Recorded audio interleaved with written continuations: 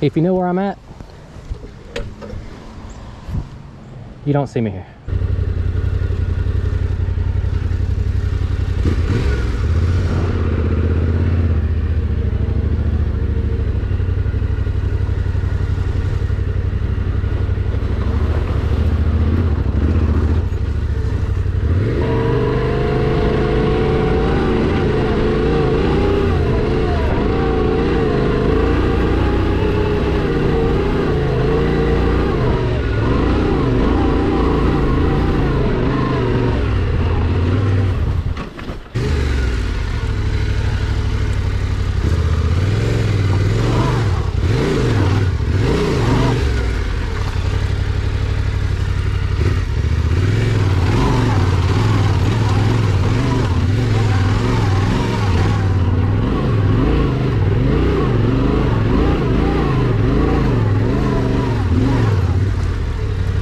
Come on.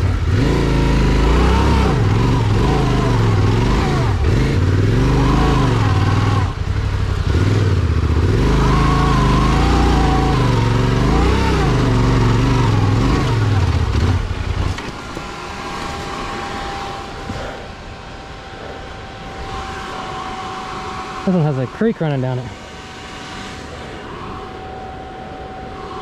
Let's go over there.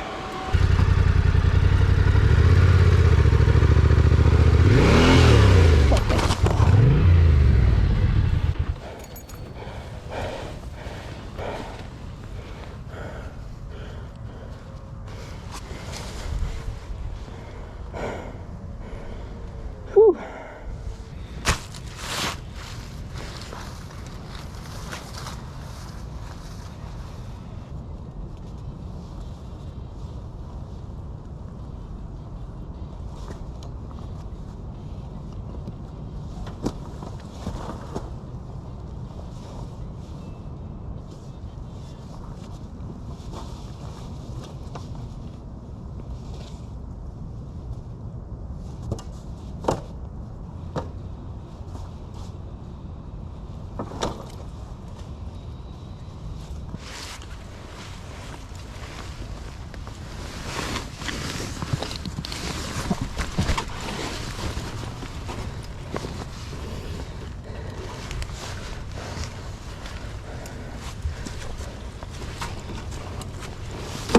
Okay. Oh man. Nice little trick when you have ruts like this. Rear tires in one of the ruts, front tires in the other one, and it's steep like this. If you try to take off, whichever power gets your wheel, when your rear wheel gets the power, all it's going to do is slide out, put your nose up. And on something like this that you can't start out on, that's going to need to do good. So one thing you can do, I'm sure you've seen this before, I don't know if anybody's explained it to you, you wiggle.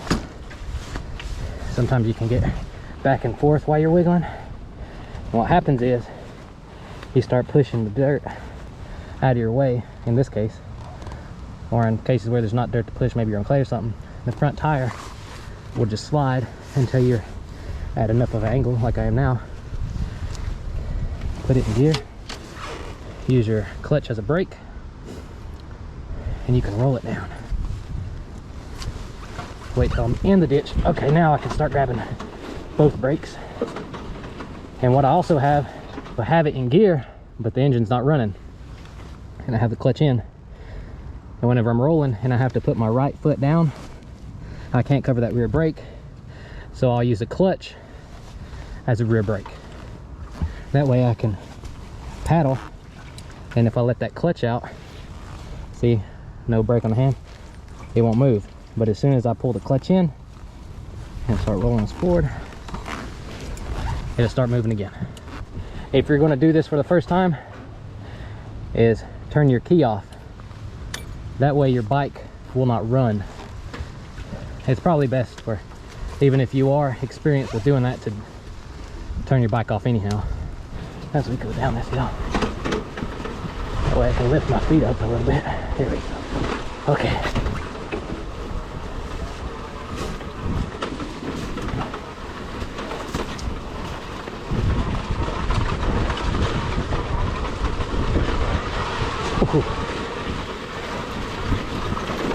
Okay, now we're kind of down here on hard ground. It's been raining for the past couple days, so everything that you see is red is clay. That's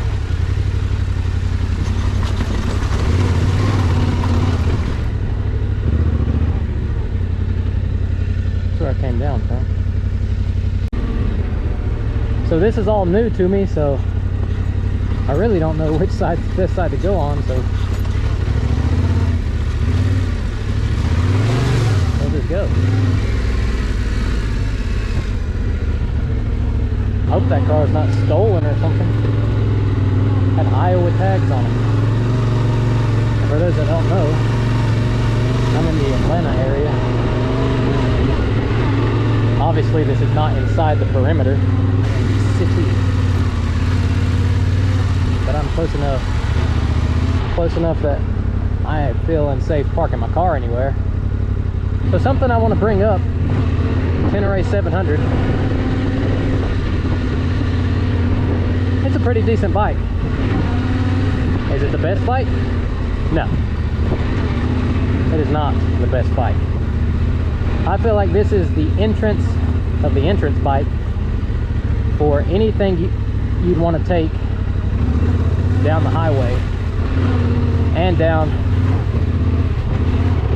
any gravel roads, or, well, I should say not gravel roads, because you can take any bike down the gravel roads. I should say this is the bike that is the entrance of entrance that you want to take down dirt. And I don't mean gravel, I mean dirt roads. I can back that up, because this is the suspension on it, not so great. No cruise control. The ABS on it is about one click away from not even being ABS. Yeah, because the suspension on it, not so good. The electronics, not so good. The engine, great. But they all have bloody engines in them. You can't fault any of them. One might be more reliable than the other. But let me tell you, I'm 28 years old. But no matter what engine, no matter what transmission, you're gonna have to work on them. Look at that. Check engine light. They're all gonna have their own faults. They're all gonna have their own problems. But Yamaha, you know, I don't get on Facebook as much anymore, but I get on Instagram a lot. I just don't like to deal with the drama of Facebook, to be honest. But nobody on Instagram that I follow says they have any issue with the bike. I haven't really had any issue on the bike. I've changed brake oil and tires on it, but I haven't really done anything to the engine. I've even changed the front sprocket down a gear. I mean a tooth. I changed that back quite quickly. But my number one gripe with this bike is the technology side of it. A lot of people will love that it doesn't have a lot of technology, but let me be honest with you. It's 2021 at the time of this is filming. Everything has technology. This thing has technology on it. It has sensors and reading. The only difference between this bike and a bike that has electronics is that, or has electronics, is that they let you interface with the electronics. This bike has the same electronics as higher end bikes.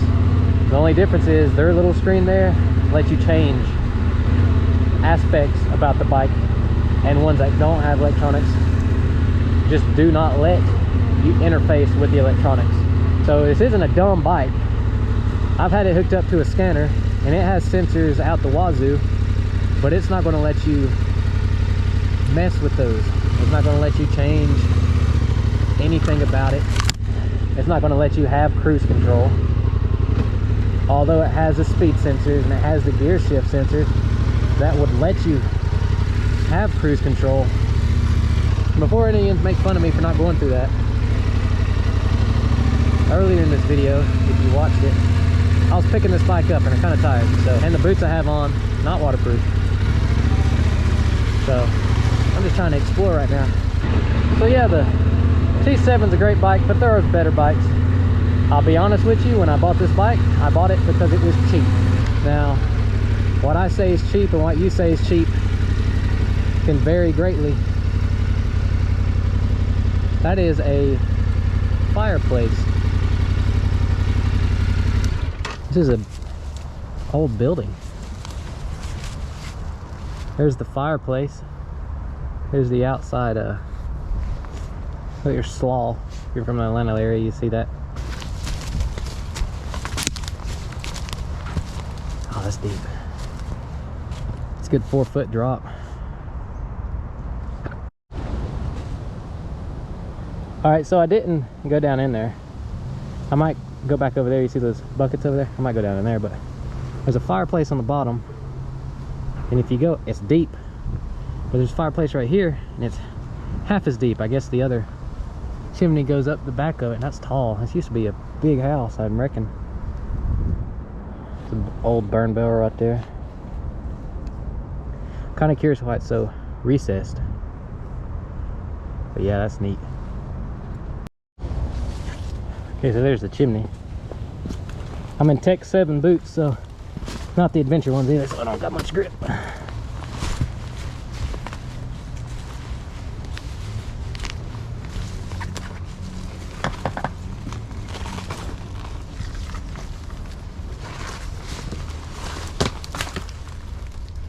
Neat little building in here.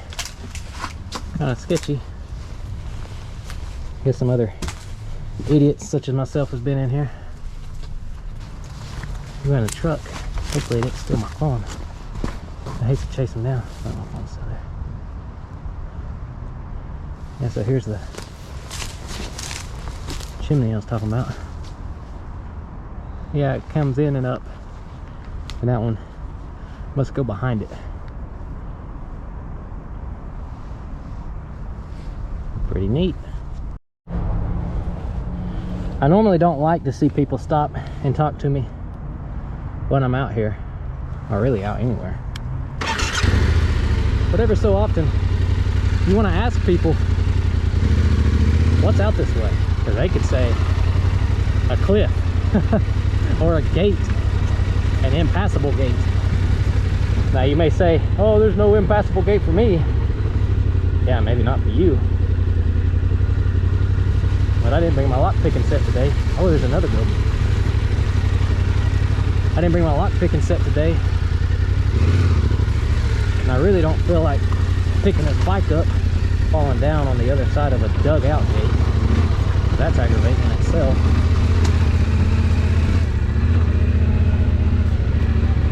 Now I'm close to a natural gas line right away, and I wonder why these houses are abandoned. Is it because of the natural gas right away, or that house is pretty intact? That was pretty mushy, but I don't like walking.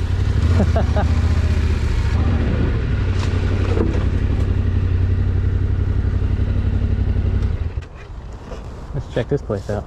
Now I'm kind of curious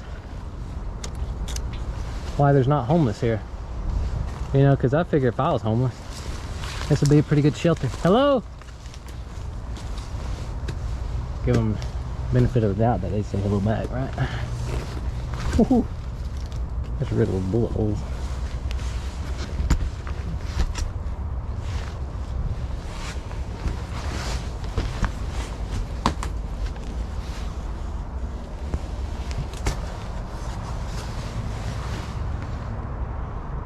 Definitely not going over there. Sissy Fuck Squad was here. Sissy Gang.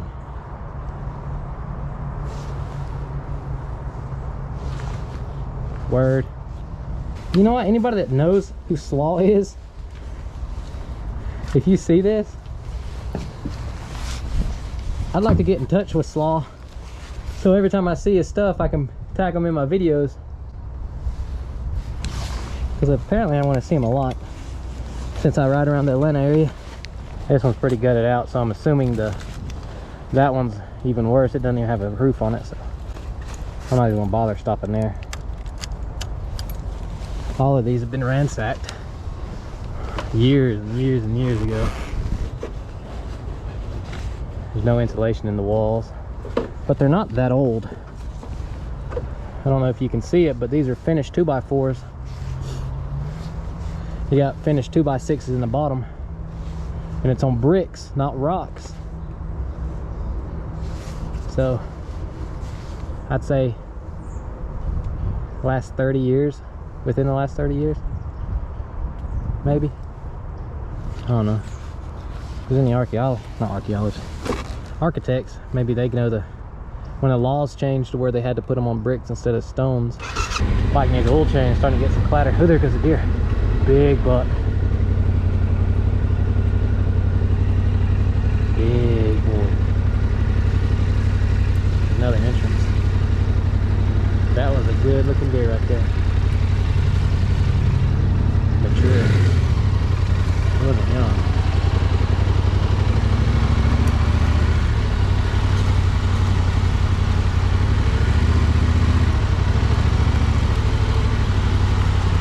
Another entrance on 285. So I try to cross this little mud hole here.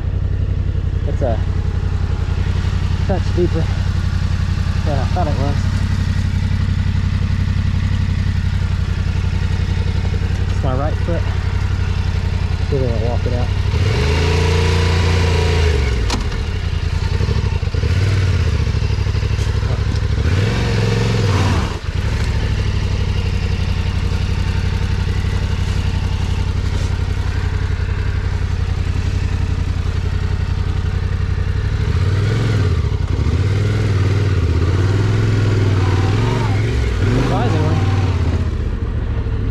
That wasn't too soupy. I'm mainly recording this for my friend Bo, because I'm just up here trailblazing. Oh. And that's what he loves to do. He don't like to ride trails. I think I half-heartedly just ended up on the trail somehow. Bullcrest Road, exit 51. I think this is the perimeter. There's no way for me to get to the other side from here. I could get down onto that highway. On 285, coming to this location. If you ever see a hill climb that looks like this, you'll know what it looks like. Oh, that ain't that bad. It ain't that good, but it's doable. If it was dry. It's not. It's not dry right now.